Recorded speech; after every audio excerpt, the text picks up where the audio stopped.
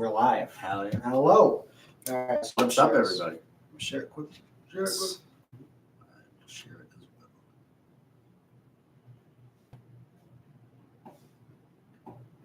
well. Facebook.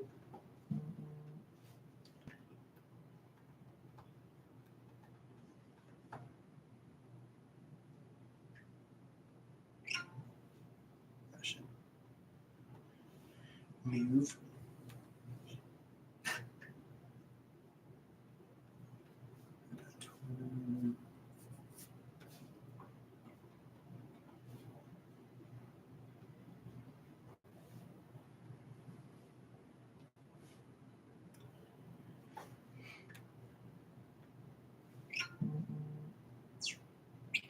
Okay. Oh, I just saw your message.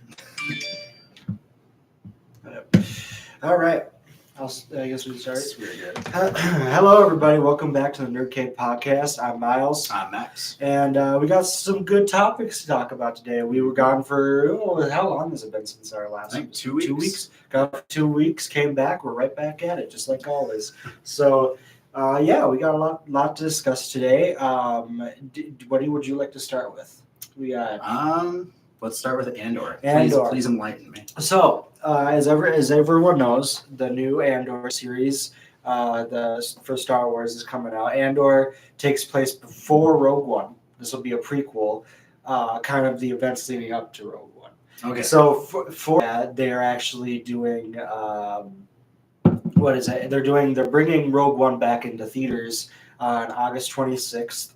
And then there's going to be afterwards like a sneak peek into Andor, and they're going to just to hype it up, and I think it's great. Rogue One is one of my personal favorite Star Wars movies. I think it's honestly one of the best side projects they ever did in Star Wars because of the story they told in that, and it was just so it was unique.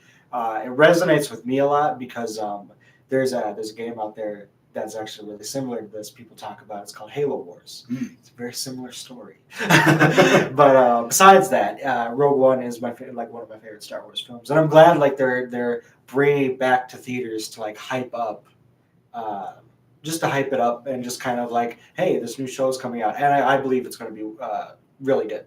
Just like the Kenobi series and the other series they put out, it's going to be good. I think I think the whole underground thing, and I like the whole underground crime thing. They do with these stories, and they can take a character that's not part of the Skywalker bloodline and do it in a genuine way that doesn't destroy the universe they create. Yeah. So I'm excited for that. I'm really hyped for it, and when the series comes out September 10. It's early in September. I have to look at the date again, but I know it's coming out that soon. So because the movie's gonna come out, they'll do the thing, and then after the screenings, in September sometime, that's when the show comes out, and so it'll be good to follow along with that. So I've actually not seen Rogue One yet. Because I think I mentioned this when I did my kind of watching all the Star Wars stuff. For some reason I just forgot to watch that one. I didn't plan not to watch it. That's just kind of how it happened. Right. So I will need to watch that one. It's like I said, it's one of my favorites, and it's for a Star Wars side film, it's the better of the other ones. There was Solo, and there was some other projects they did. I personally like Solo. A lot of people didn't, but I think it was just underappreciated. Solo was anyway. But for Rogue One, I would say that's a top tier Star Wars movie. Definitely fits in that world and fits in that timeline. So. Yeah. I mean, I have seen, of course, the Vader lightsaber part. Yeah. Do you have a favorite Star Wars project so far? Oh man, I mean,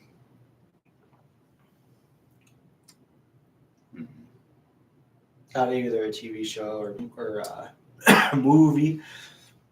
I mean, the Mandalorian. I'd say is probably what really got me into it more too, and talking to you. Yeah. The Mandalorian and then the things that you've told me have made me a lot more like invested in Star Wars. So I would say that's definitely, that's probably like the project for me. I can't wait for season 3 of The Mandalorian. When is it coming out? Yeah, it's supposed to. I don't remember if it was this year. I think it's next year. I think it's next year because I think we would have saw more hype for it if season 3 was coming this year still. So I think it is next year sometime. So which I'm excited for. Yeah. So that's it for the Andor stuff. We can move on to DC and their 10-year plan. Yes. Would you like to start us off with that? Yeah. So DC announced after they like scrapped almost everything that they had planned that they have a 10-year kind of timeline similar to what Marvel Studios does, where they have like the phase announcements and all that. Mm-hmm. And basically, it sounds like they are trying to be smart about their business decisions rather than having just like a bunch of stuff kind of coming out whenever. Like it has not worked well. Having the whole like Zack Snyder era and then this post Zack Snyder stuff that's kind of like they're trying to make work, but it's not, it's not as coherent as like a Marvel Studios plan. And so I think that's what they're wanting to do is like try to have a grip on where things are going and to like actually have stuff put in motion that they can continuously like keep going, yeah. Rather than just like, hey, this did well, let's do a project that, spins off of it or whatever. Right. I think they're actually like going to commit to things, hopefully, finally. And we'll see if that happens. Then their whole like Discovery Plus kind of HBO Max and Discovery Plus kind of joining. I thought I saw some news about that whole thing. I heard like they're not scrapping as much as people thought or something like that. Yeah. Well, I think the issue with the scrapping stuff is they scrapped the things people knew about, and a lot of them were very close to being done. So like with the whole Batgirl thing, it's like it had a tiny bit of post-production left, and then it was going to be done. And like the whole argument with it is like once they did the marketing for it, it would end up being like a $200 million movie instead of like the $100 million that it was. But I'm just kind of like, just don't like promote it then. Yeah. Like you don't at least put it out because some people are gonna watch it. Yeah, because they they hype it up and they like say like, oh, this is coming out. This is coming out. Just wait for it. And we saw that with obviously like all those projects they had that like with Batgirl especially like just being like sponged from history or whatever they decided to do and like it's unfortunate because a lot of people put work into those projects and a lot of people spend their time and try to make it really well, but then it's like it's up to the heads of those companies and what they decide to do, and it's unfortunate. And it's like a lot of creative things kind of get in the circle of like, all right, do we release it? Do we not release it? We just see that a lot more, I think, with like this whole HBO debacle than like maybe some other companies out there that keep a lot of things like quiet.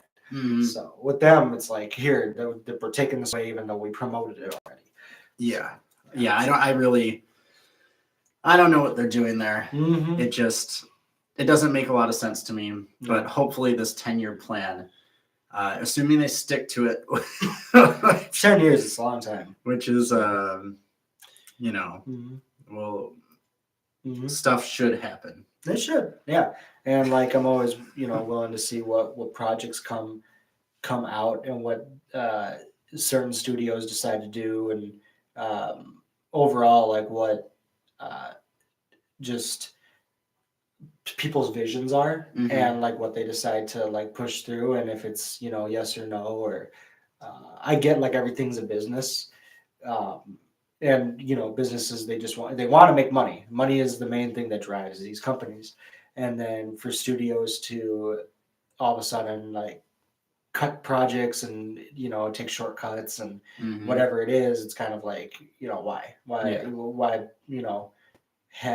like it's because then if the company decides that, then the people and directors and stuff in studios are kind of like, what do we do? Like do we keep do we keep like wanting to create something for it to be kind of pushed pushed back, Yeah. or do they decide to leave and go do something else? Mhm. And it's kind of like that development loop, and it's it can be mountainous to say the least. Anything creative, and especially being director and producers and everyone that works on movies, it can be very just stagnant. Yeah, definitely. I didn't even think about like all the other people involved in like how that would play into them not wanting to work with DC anymore.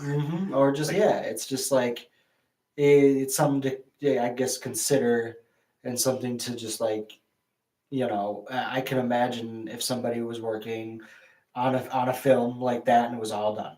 How about if you were like the star of that movie, right?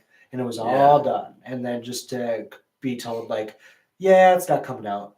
I mean, it could have been like your breakthrough moment. It could have been like, the thing that be like, this is who I am. This is the character I'm portraying, and you'll never see that. And it's like it's just unfortunate. Kind of. I mean, in a way you can look past that. Like you have to move past that, and tell yourself you are worth it, and keep pushing yourself into other roles. But you never know. It could have been that person's breakout role, and for that not to come out, it's like, damn. Yeah, and especially after the success with Miss Marvel, like it wasn't one of the highest like viewerships or anything for Disney, because a lot of stuff that comes out, but like it did well and it got really good reviews, and I would have thought having a project that was tied to the same directors as Miss Marvel, because the Batgirl was directed by the same people that did Miss Marvel, right? And it's like, I don't understand how the success of that, like especially with the success of Miss Marvel, how they would then like 3 weeks later be like, hey, let's not put this movie out. That's pretty much done. Just imagine that. Yeah, it's just like all that, the whole team. But I bet it doesn't just happen. It probably happens more commonly than not. We just don't hear about the other stories. But it's like, when you put all your work in it, it can be very just like degrading, or just kind of like pushes you in a place where it's like, what do I do now? Yeah, and like the whole thing about it happening, like like I think the issue with DC is that they announce things so far in advance, and then it's like all the anticipation of it building up, and then for them to cut it once it was close, like that.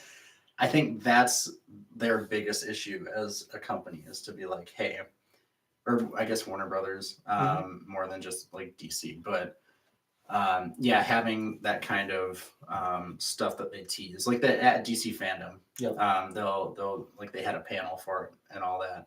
So it's like, if you're that confident in it, why would you not try to put it out? Right. I don't know. It doesn't make sense. No, and like you said, hopefully like this 10-year plan, like what they decide to do, does change the company. But even with game studios, even like they have this 10-year plan, but sometimes it's like what comes out, or what they don't know what to do with these studios and stuff, and then like you're waiting on projects and all that stuff, which I totally understand. I don't like to for companies to be super stressed out trying to make films and crunch, because we all know how crunch like deteriorates companies and like or anything like that. But it's more like, you got a 10-year plan, what are you doing year one? What are you doing year two? All that kind of stuff. Exactly. And like man, so like we'll see where it goes. And like I said, 10 years is a long time. So it's like you can say one thing and then other things change. So and I guess like it's just the whole thing of, are they going to stick with it? Because like the idea initially in, I think, was it 2012 or 2014, whenever Man of Steel came out. Yeah.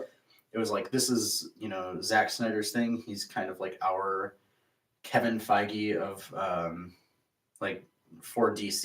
He had all this or he had all these like projects and things he was involved in. He was like producing the movies that tied into his that he wasn't a part of. It's like they had that for a little bit. Yep. And then I think once he left, everything just kind of. Well, yeah, I think Zack deteriorated. Snyder had a backbone that a lot of people don't, and Mhm. he was kind of able to like stick up for himself and be like, hey, like this is a good idea, let me do it, and Mhm. like and it turns out, yeah, definitely, yeah, that's why he has the success that he does, and it's like for Zach, and then now that he's gone, Mhm. it's like somebody else has to stand up, and Yeah. it's like push, believe in. I always say believe in, what you're making, and believe in, that you are doing a great job, and don't let those the studio in general, Warner Brothers, whoever will make the ultimate call, but. Uh, but it's like you can tell yourself that you did fight as much as you could for it. Yeah. And maybe then you have to tell yourself maybe it's time to move on. I think that's when it comes to companies like that, it's just, it's what you want, and contracts, and sometimes you have to sell yourself out to the devil and all this stuff that's like got to sell yourself out to a corporation because you need to you want to believe in your vision, but the corporation will tell you differently and be like, hey, this is what we want you to do. And, it's like Suicide Squad. Yes. What happened with that, why they made two different ones. And so, yeah. Yeah. And I think a lot of it, kind of playing off the Suicide Squad thing, I think a lot of it is going to be that kind of deal where it's like, you don't necessarily like axe everything, but they're going to do like a hard reset where it's like with the Suicide Squad is the newest one. I think it's going to be the kind of thing where it's like you have characters like Harley that carry over, but it's not going to be the kind of thing where the story continues. And like with the Suicide Squad, it's really easy because that's like the whole idea is you have like these expendable people. You don't always have to bring all of them back. So that worked, but Yep. Oh yeah, it's Warner Brothers. Yeah, and like you look at that studio, like look how many Batmans there are, look how many Jokers there are, look how many and it's just like they're all different universes, right? They're all its own story. You like one more than the other.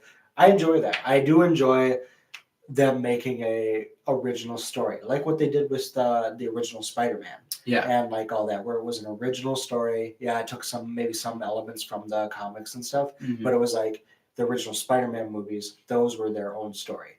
And I like when studios and stuff do that sort of thing, where you can have different stories and different versions of a story. But it's like,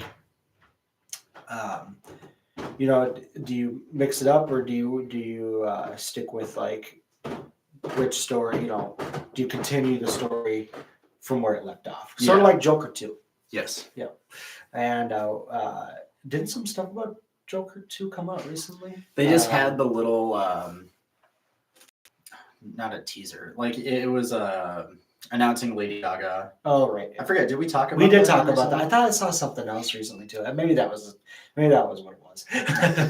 So yeah. I'm very excited to see what she does. I really want to see what she's going to look like. I think she'll portray the character very well. Yes. And I think with what it's the movie is going to be, the musical style kind of thing, that like I think it'll knock it out of the park either way. So yeah.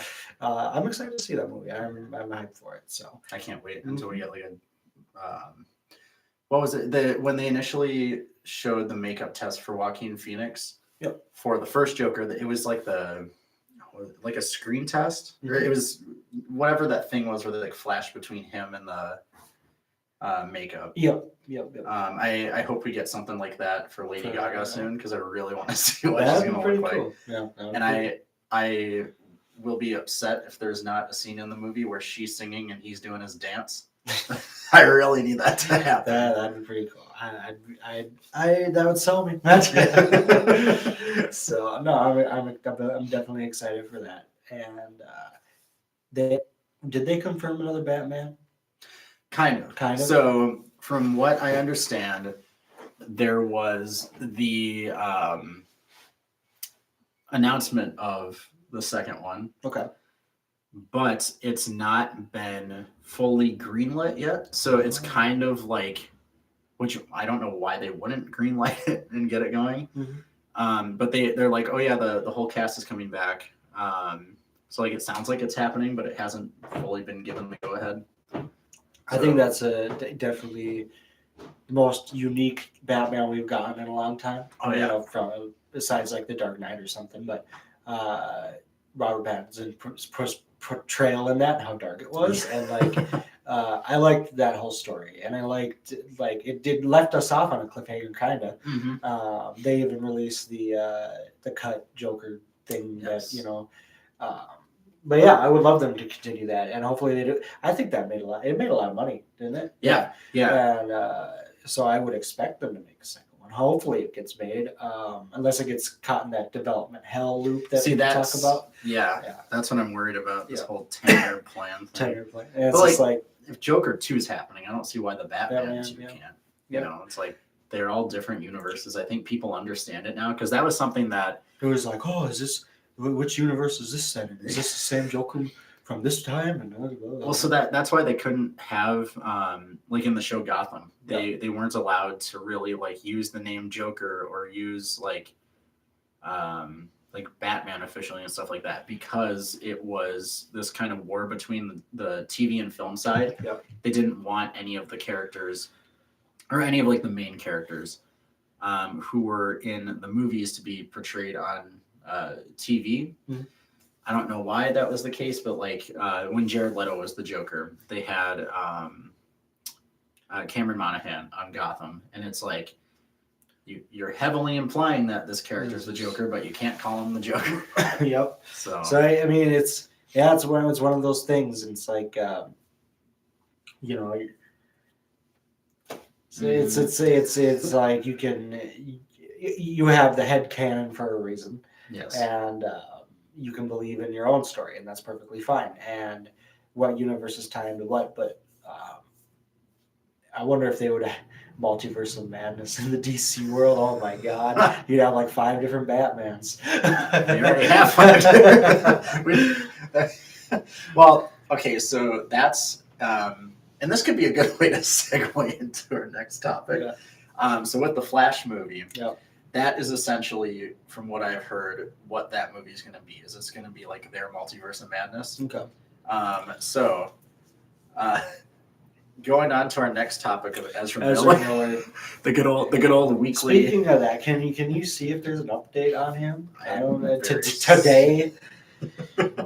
So the last thing I saw was that he was like walking on an interstate or hitchhiking, and he was armed or something.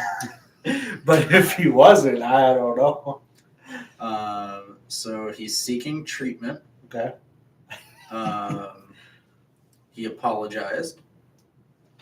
I apologize for what I did.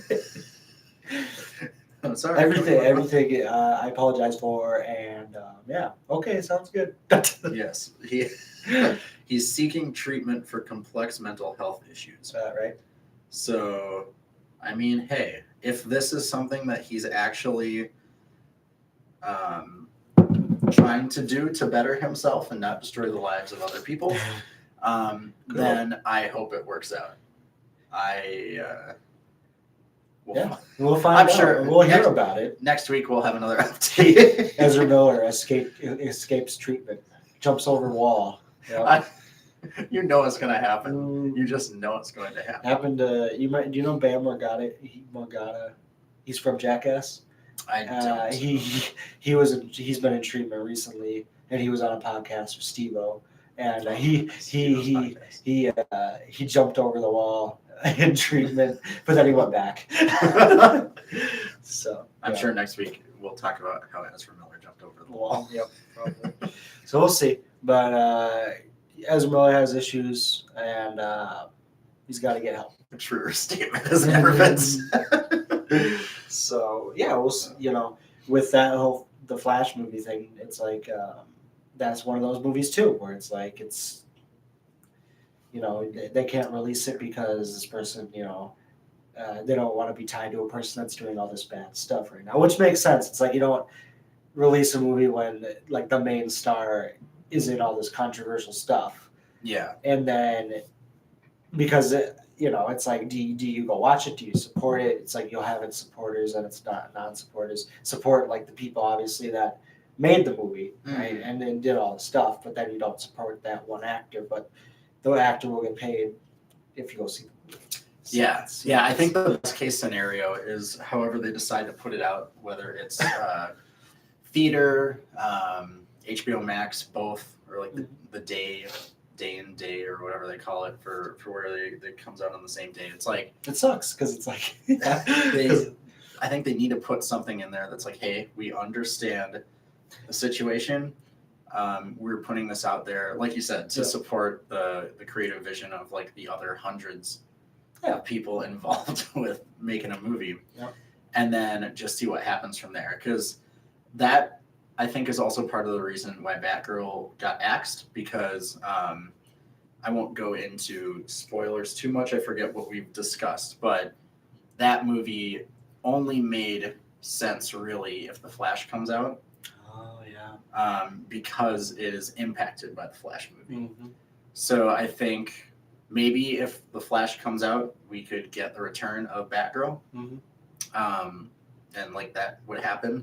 But then I've also heard things that like Ben Affleck is shooting stuff for Aquaman 2 that Michael Keaton had initially shot as Batman. So I don't know if they're going to do like some sort of something in that maybe, or maybe. Well, it's difficult because Aquaman 2, from what I understand, is set after the Flash. So maybe they had to do some reshoots to make it set before it, since it's coming out before it now. Oh yeah. For it to make sense. Yeah. So that's probably it. That makes sense. Yeah, it's raw. Yeah. Ezra Miller. Well, yeah, I would say like doing the disclaimer thing at the beginning of the film, like the actors, I would just say that we understand the situation. The actors in this movie are not we are not personally responsible for what they do outside of set. This was made as our creative vision, and this is to tell a story. That sort of thing. Right? Yeah. Where it's like what the actors do outside of making the film doesn't portray us as a company. That'd be a perfect way to set it. Honestly, I would not be upset because I'd be like, I wouldn't. That makes a lot of sense, and I like it. That you either support the film or you don't. But having that disclaimer there, I think, does help in like being like, this is our vision, regardless of how the actor's personal life is going. Yeah, and it's like then you're not just like pushing it under the rug either, which is what I'm. You're being honest. If they didn't put anything, like before, or I would say before would be the best, but like before or after the movie, it's like I don't know. It's just it would not be a good look. It would not. And the fact that like Amber Heard is still in Aquaman, like that's not a good look either. So yeah, because having Amber Heard attached to anything, that it'll be always tied to the Johnny Depp thing. Oh, 100%. And it's like her life. I wouldn't say it's over, but it's like her life is definitely tarnished. Her name is tarnished. So it's like whenever you have something like her on a film, Ezra Miller on a film, like anybody that has like this controversial stuff behind them, it's like you will lose money. Yeah. Because of that, because you'll have your non-supporters, and sometimes the non-supporters, overshine the people that support those people. So it's like So sometimes it sucks. Life sucks, and you have to make mistakes, and you pay for it, and you have to live with it. Yeah. So. Yeah, we'll see what happens. There's your Ezra Miller update. What was the other topic we had on here? We had, you got some game stuff. Game stuff, yes. Hold on, let me double check here. All right. Yeah, talking about game stuff. So game news. Let's see. There was some Halo stuff that came up. The big controversy with Halo. Oh. And like in general or a new thing? it's just like the big thing when the game came out was that it was supposed to have this live service where they're supposed to update the game and keep it up and going and like have this live service game. Recently, 343 has kind of been that's the studio that took it over. They've been kind of lazy on it, and the big news is like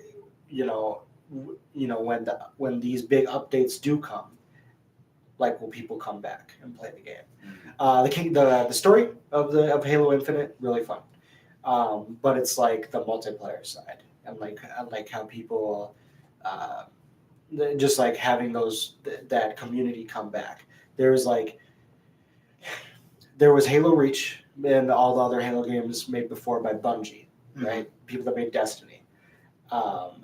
And then when 343 took over, it was kind of like the Halo community kind of just died because Halo 4 came out, Halo 5 came out and was bad, and it was like Halo Infinite was like the 3 strikes, you're out. Campaign, the story of Halo Infinite, amazing, spectacular, love it. Multiplayer side, I think they pushed too many new things. I love Halo Infinite, but it's like their live service kind of failed, where it was like they didn't. It's taking a lot longer to kind of create their vision. And when that vision comes out, like, yeah, that's going to be great, but you're already that game came out in 2021? Was it last year? I think it was last year, last November. And they had this whole map of what they had lined up, and everything's getting delayed, backlogged, all that kind of stuff. So it's like DC. Yeah, it gets caught up in this development hell. Where Yeah. it's like creators of the game, they leave, or like something happens internally with the studio, and like what's their vision? Yeah. And what they want to do. But it's like the empty promises they made and stuff like that. Like, I'm not upset with them. It's just more like, you say one thing, where's the content that all these people want? Yeah. And like with Halo, it's one of those things. I watched a video recently on it. It was like, is Halo as a cultural phenomenon dead?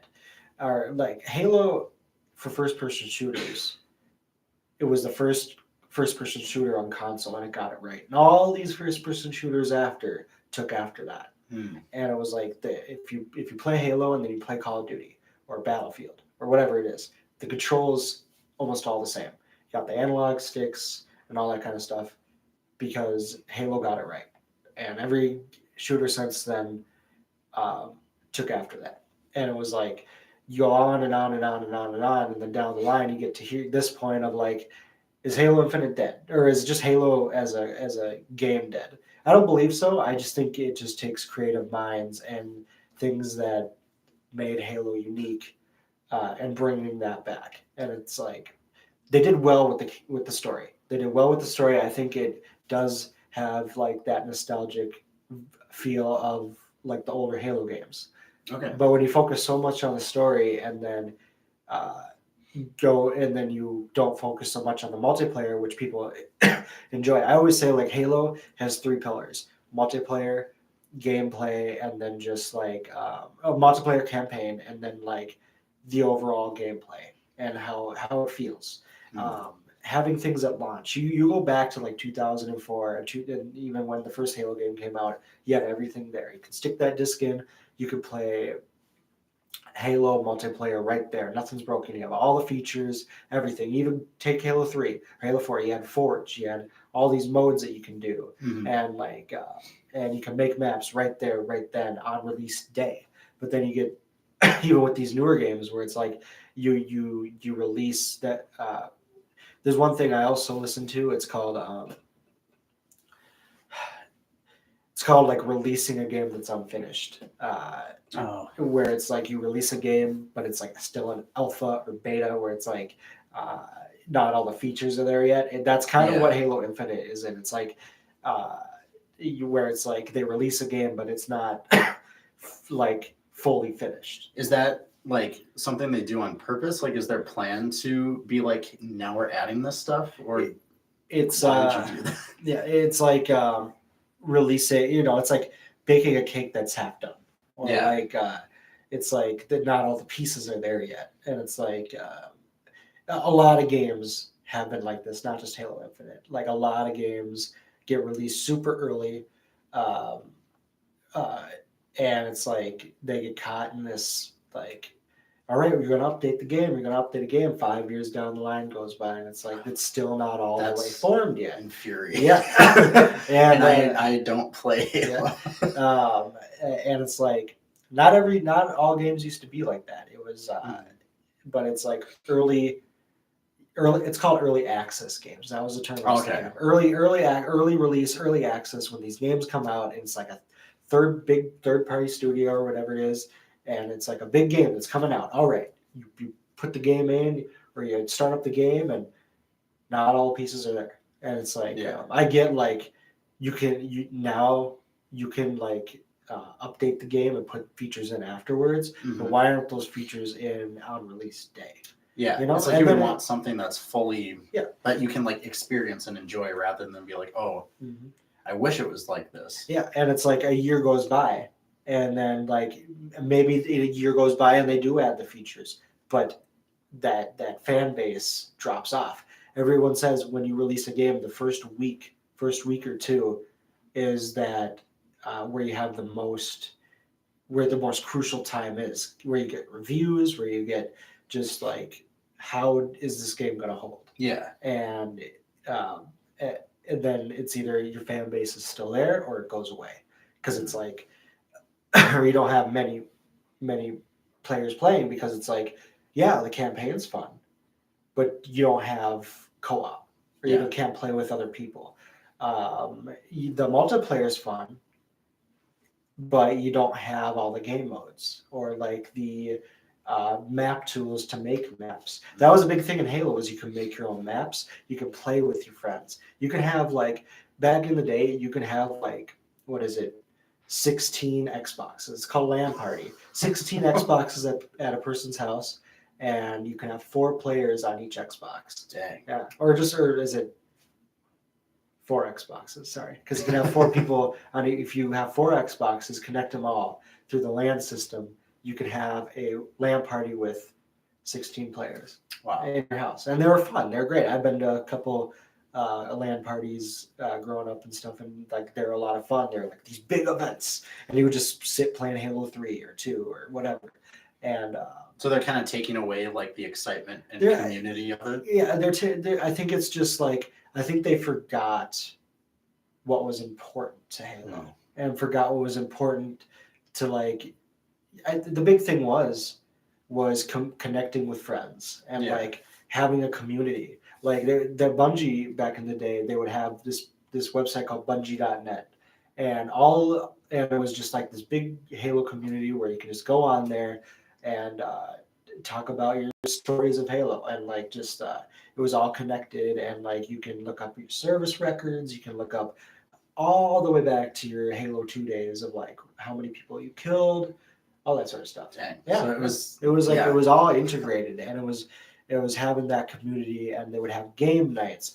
Bungie employees would host game nights, and like they would go on the servers, have these custom game lobbies, and like all these things. It was so cool. It was really cool, and having the company, having those people from the studio actually like be like, yes, let's get on there, let's play with some of our community team, and it was like that's what we do. So it's kind of like there's a disconnect now. It's not. It doesn't feel. Like... It feels very corporate, and it feels very just like things are pushed back because maybe the company, Microsoft,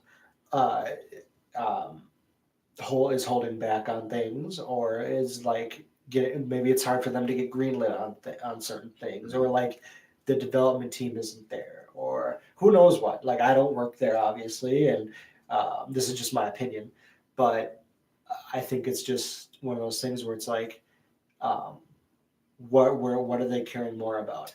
Yeah. Halo MCC, which is the game that has all the Halo games right now, which is like their big thing of like you could play Halos 1 through Reach and ODST and all that, all like you play all I think 5 Halo games, and they spend more time on that than they do Halo Infinite. It seems sometimes, which is fine. I love the old Halo games, and I'm glad that is getting like the love that it deserves. Yeah. And but it's like, yeah, it's cool now, but why aren't you working on this game you just put out? You know, it's like where like you put all this marketing behind this Halo game, but it seems like you almost abandon it to go back on this other project, which is, for me, that's cool. But it's like for people that like want something new or want like this was what you were supposed to be focusing on. Why aren't you focusing on this thing that just released? Yeah. But, it frustrates me so much when companies do that, because it's also like, it sounds like with this, they're not really looking towards the future. They're kind of doing like, not nostalgia bait, but like by having the thing where you can play 1 through Reach, you said, right? It's like, and that came out in, so just to put it in perspective, Halo MCC came out in 2014. Okay. They almost abandoned the project, and then like there was this whole thing on PC because it wasn't on PC yet, but there was this mod on PC. It was called Halo Online. It was a Russian. It was supposed to be a Russian like port of the game, and it was like, oh, Halo Online, like people in Russia can play. But then that was kind of like forgotten about. But the tools were still all on the computer, and so so modders got into it and made this Halo Online sustainable. And then all these streamers, these big streamers, you had like this one guy called Ninja, and like all these big streamers started to play this game, and then it got hit with a cease and desist. And so Halo Online got taken off because it was Microsoft assets, still Microsoft assets, but they were, this company Eldorado,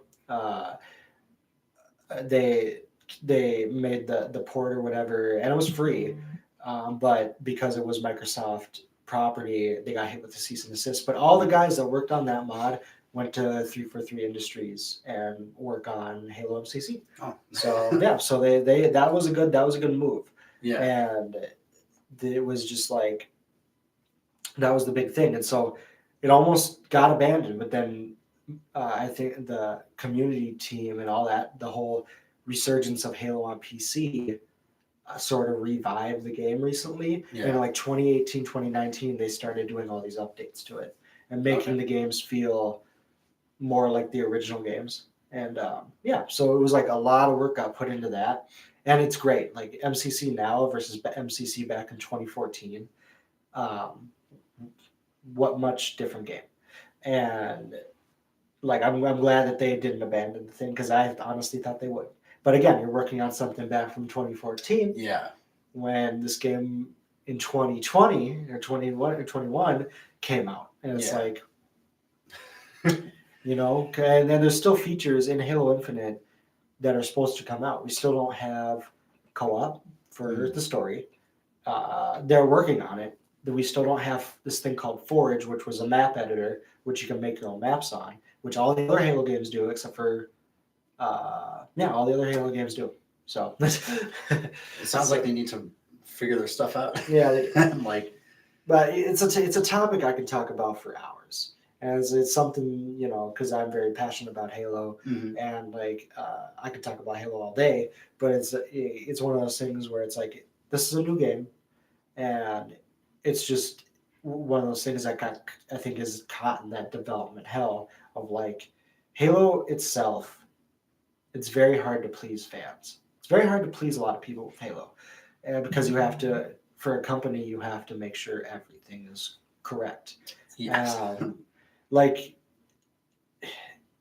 it's hard to say. It's like either they probably got pushed to release the game because it was already delayed a year, and they probably were like, okay, you got this whole year to to make it stable, and but you only have this year, so it probably did have a little bit of that crunch where it was like you got this year to fix it. But again, they've had 6 years to make this Halo game, and it was like, what happened? Yeah. Well, I hope that stuff gets figured out, because it's, I don't know. It's like, also when you put all that time into developing it, it's like, why not just wait? Like, people, of course they'll be upset that it's delayed, but it's like, you might as well give I always say a game that's delayed. I always say a game that, there was this quote where it's like, I forget what the quote was, but it's like, making something great takes time. Yeah. And I'd rather have something great than to have something released that's bad. It's like, I would wait 5 years. I'll wait 10 years for something that's great rather than have something that's half-assed or whatever it is.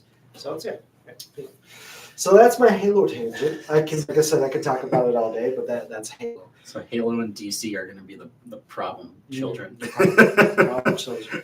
I hope, like I said, I hope Halo has its things coming. I do hear good news about it all the time, but it's like until something's released, we'll see. Yeah. And so I like I said, I am excited for the future, but it's like, where is that future? Yes, I'm kind of nervous about it too. Yeah. So, yeah, keep me updated on that for sure. So that's my Halo stuff. We'll move on to, I think, music. Yes. Yeah. So you said you had some. Why don't you start with your music stuff, because you told me you had some stuff before you started. So a few things. The new song by Mod Sun. What's it called?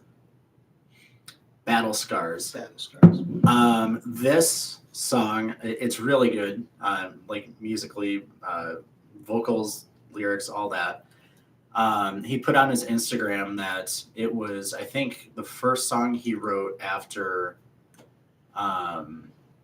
he decided to stop using drugs, if I remember correctly.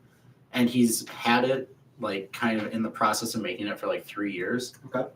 So it means a lot to him. And I think you can hear when you like read the lyrics and listen to it, like the emotion behind it.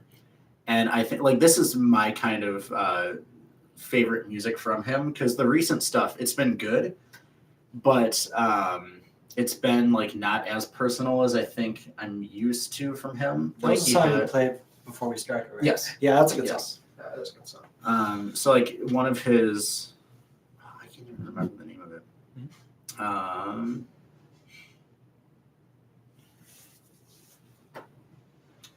Rich Kids Ruin Everything. Like a song like that, it's a fun pop punk song that kind of comments on how people are portraying themselves as like, pop punk or emo or what. It's like stealing the brand for the sake of like TikTok is basically, or like social media, and not that the way I said that makes it sound more like a gatekeeper thing. Right. But in that song, it's more of just kind of like look at you doing this kind of thing.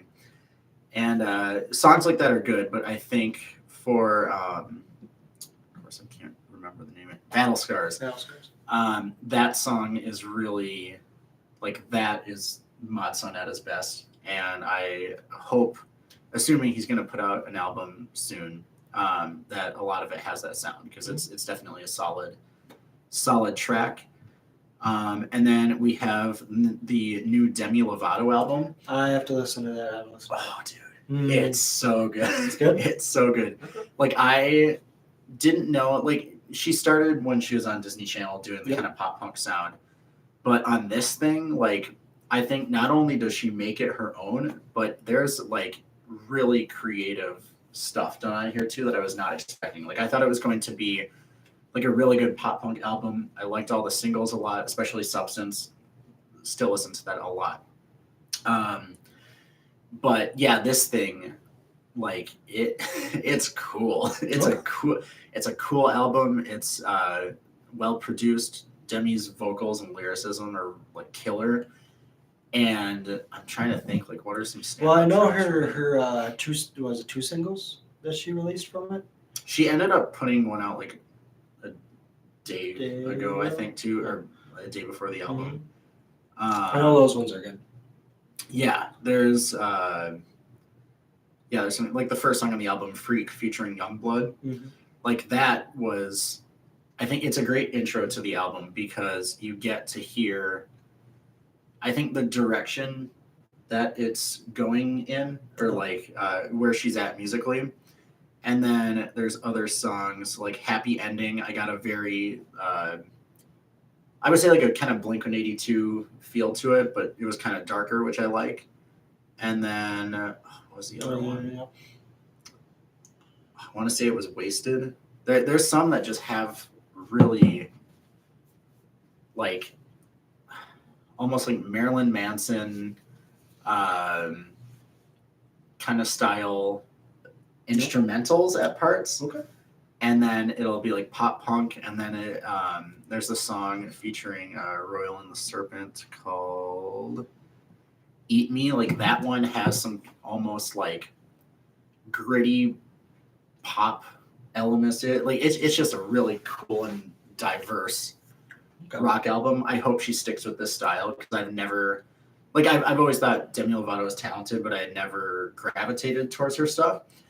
This though, like if she sticks with this sound, I'll stick around for sure. I've always been a fan of Demi. I think I grew up with her because like I watched her on Disney Channel and like I just kind of followed her career and kind of just somehow weirdly just like paid attention to her life, I guess.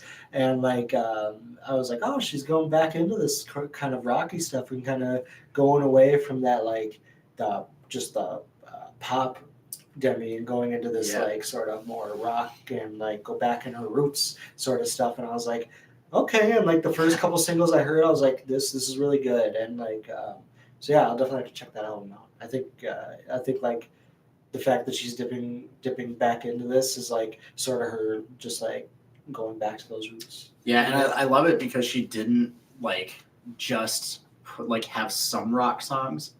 Like this is a rock album. Like the element of pop in Eat Me that I was mentioning, it's like it's there for a tiny bit, but it's like it's done to I guess add like contrast in the song.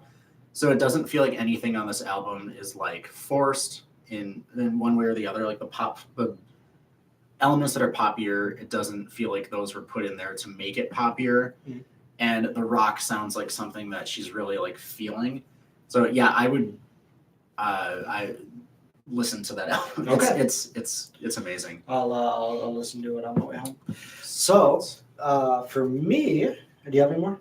I was just trying to think. I don't think I have any new stuff. I've been listening to a lot of Paramore. That's about it.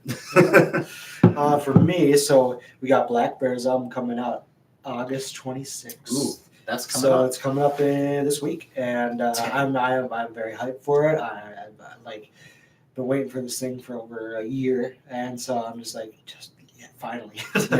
So I'm like with his collaboration with Travis Barker, and just like we're gonna go see him. So it's like I can't wait. Like I think I told you this before.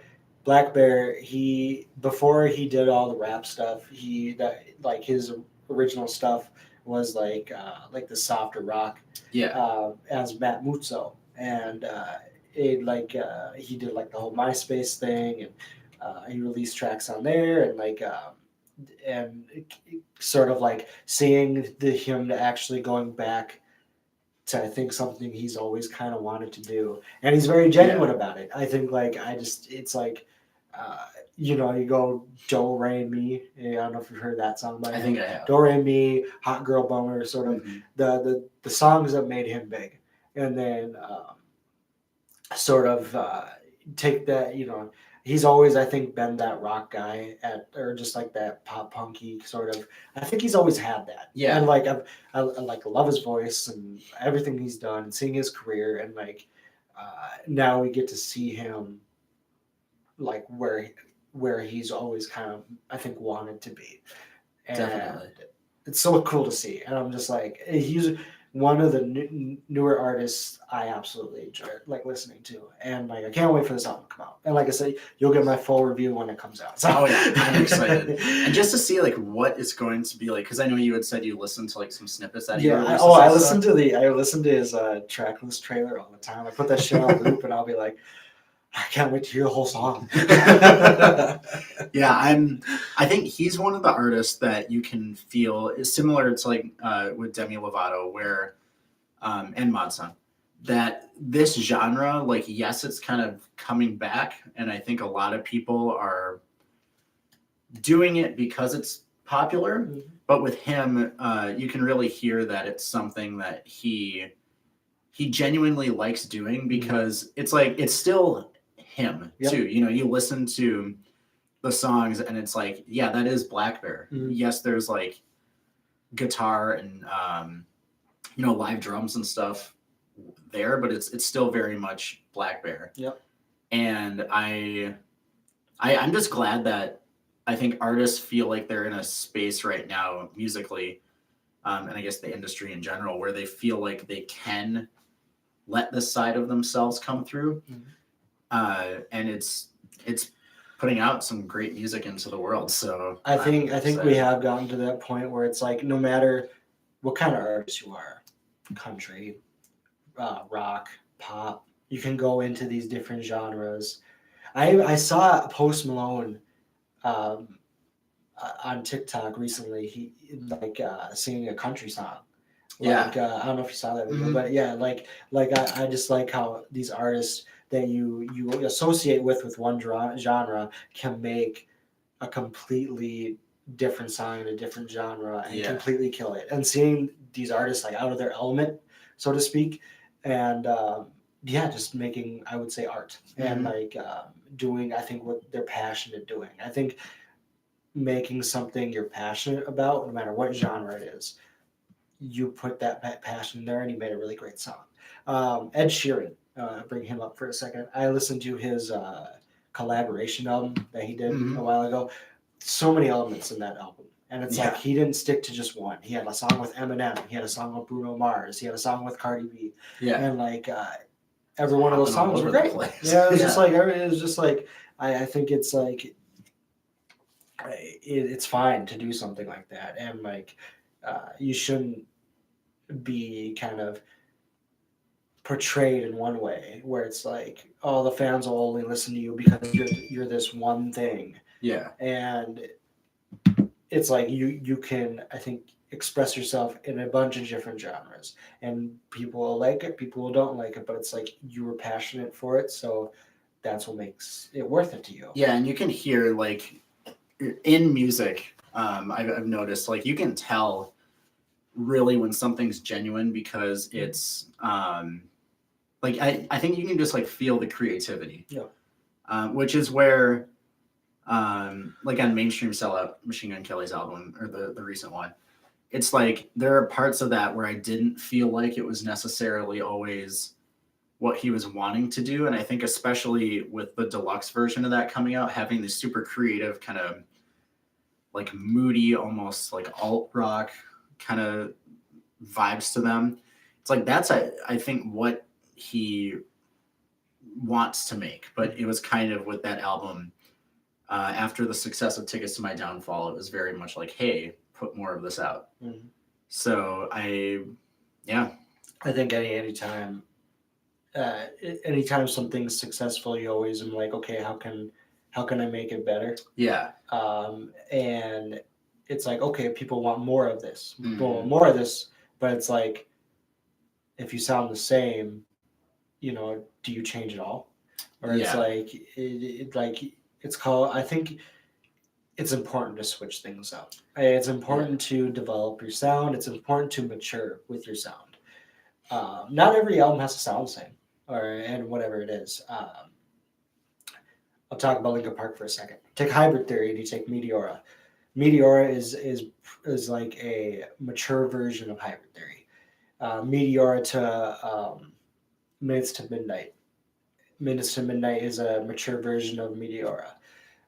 And then Linkin Park in general, like when you listen to all their albums, in a row. You can see their sound mature. Yeah, like the progression yep. that they kind of, and it's like not everybody, and it's like you take One More Light album, which was their last album. Love that album. And you look at Hybrid Theory, and it's like they don't sound the same, but it's like you have to switch it up. And it's like it doesn't like it shouldn't like the sound of that heavy or whatever it is. It shouldn't just be that, And it's like it's great you have those songs. That's awesome.